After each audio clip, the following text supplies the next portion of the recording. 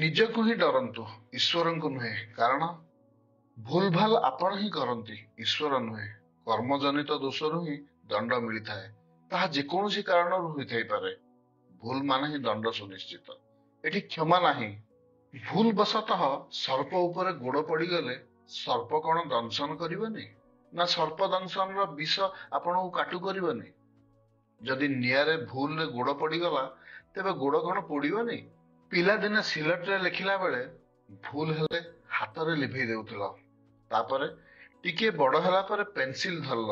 ସେତେବେଳେ ପେନସିଲରେ ଲେଖିଲା ବେଳେ ଟିକିଏ ଭୁଲ ହେଲେ ରବରରେ ଲିଭେଇ ଦେଉଥିଲ।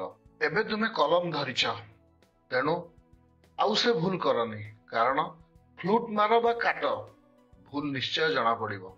ଜୀବନରେ ଭୁଲ ଏକ ସ୍ୱାଭାବିକ ପ୍ରକ୍ରିୟା, ତାକୁ ପ୍ରକୃତି କହନ୍ତି।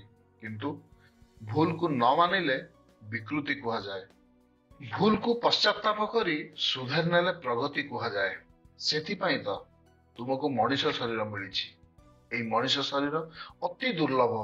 ତୁମଠାରେ ବୁଦ୍ଧି ବିବେକ ଜ୍ଞାନ ଅଛି, ଭଲ ମନ୍ଦ ବିଚାର କରିବାର ଶକ୍ତି ଅଛି। ତେଣୁ ଭୁଲ ଠିକ ବିଚାର କରିବା ଓ ନ କରିବା ତୁମ ଉପରେ ନିର୍ଭର କରେ।